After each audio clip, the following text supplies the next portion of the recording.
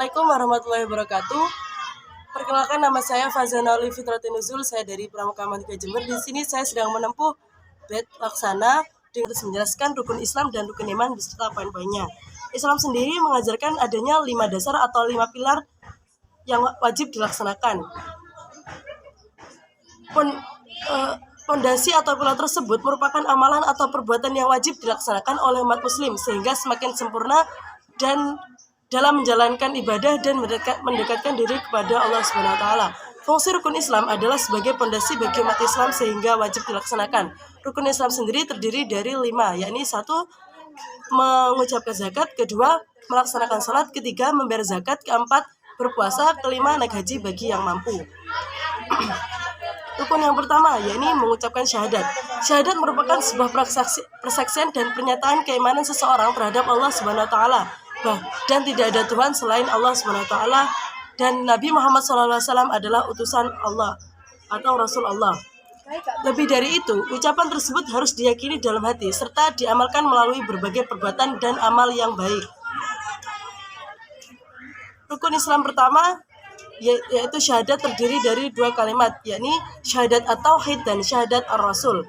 Adapun ucapannya adalah sebagai berikut: Asyhadu an la ilaha illallah wa asyhadu anna Muhammadar Rasulullah, yang artinya aku bersaksi bahwa tiada Tuhan selain Allah dan aku bersaksi bahwa Nabi Muhammad adalah utusan Allah. Makna kalimat syahadat menjadi syarat pertama bagi siapa yang hendak memeluk Islam. Rukun yang kedua yakni mendirikan salat. Salat merupakan ibadah atau hal yang wajib dilaksanakan bagi setiap umat muslim. Salat menjadi media untuk berkomunikasi kepada Allah Subhanahu wa taala.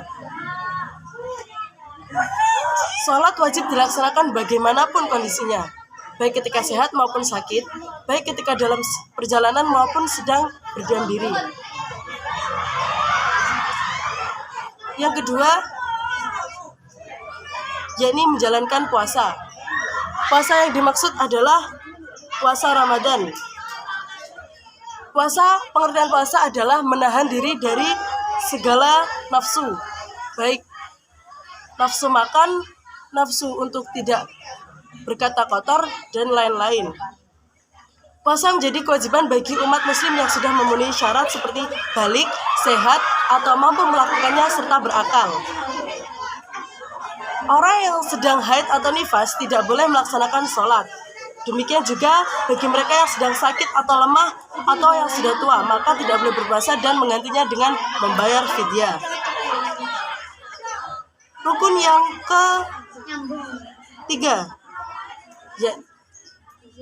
yang keempat yakni membayar zakat. Zakat sendiri berasal dari kata zakah yang dalam bahasa Arab artinya harta tertentu yang harus dikeluarkan. Seperti sholat dan puasa, zakat juga wajib ditunaikan oleh umat muslim sehingga dengan ketentuan yang ada di dalamnya. Dalam ajaran Islam, zakat dibedakan menjadi 2, yakni zakat fitrah dan zakat mal. Pengertian zakat fitrah. Zakat fitrah merupakan zakat yang wajib dibayarkan seorang muslim menjelang hari raya Idul Fitri. Yang kedua yakni zakat mal adalah zakat sebagian harta dari harta umat muslim yang dimiliki selama jangka waktu tertentu dan dikeluarkan untuk golongan yang membutuhkan dengan jumlah tertentu. Ada 8 golongan yang boleh menerima zakat, yakni 1. Fakir, 2. Miskin, 3. Amil, 4. Hamba sahaya, 5. Mu'alaf, 6. Fisabilillah, 7. Gharim, dan 8. Ibnu Sabil. Rukun Islam yang terakhir yakni menunaikan ibadah haji bagi yang mampu. Mengapa pengertiannya bagi yang mampu? Karena tidak semua orang bisa menunaikan ibadah haji. Ibadah haji sendiri membutuhkan kondisi fisik yang sehat serta biaya yang tidak sedikit. Adalah pengertian dari rukun Islam. Jelaskan tentang rukun iman. Sebagai umat muslim tentunya kita harus memahami rukun iman, sebab rukun iman adalah suatu fondasi penting dalam menjalani kehidupan sesuai ajaran Islam. Selain fungsi dalam memahami rukun iman sudah dijelaskan dalam ayat Al-Quran maupun keterangan hadis. Di sini langsung saya jelaskan 6 poin-poin dari rukun iman. Yang pertama yakni rukun iman kepada Allah Subhanahu wa taala. Yang kedua, iman kepada malaikat Allah. Yang ketiga, iman kepada kitab-kitab Allah. Yang keempat, iman kepada Rasul. Yang kelima, iman kepada hari akhir. Dan yang terakhir adalah iman kepada qada dan qadar Allah. Yang pertama yakni iman kepada Allah. Setiap umat muslim wajib mempercayai kehadiran Allah Subhanahu wa taala walaupun tidak pernah melihat, mendengar, bahkan menyentuhnya. Selain itu, kita juga perlu memahami Asmaul Husna yang di dalamnya terdapat nama-nama baik yang hanya dimiliki oleh Allah Subhanahu wa taala. Rukun yang kedua yakni iman kepada malaikat Allah. Artinya umat muslim perlu mengimani 10 malaikat yang wajib kita percayai dan wajib kita hafalkan. Yang ketiga yakni iman kepada kitab-kitab Allah. Hal tersebut dimaknai dengan meyakini serta mempercayai keberadaan kitab-kitab yang diturunkan Allah Subhanahu wa taala untuk umat muslim. Selain Al-Qur'an yang merupakan pedoman hidup umat muslim, Allah Subhanahu wa taala juga memerintahkan umatnya untuk mempercayai sejumlah kitab lainnya seperti yang pertama kitab Taurat, yang kedua kitab Zabur, dan yang ketiga adalah kitab Injil. Iman yang keempat yakni iman kepada Rasul Allah Subhanahu wa taala.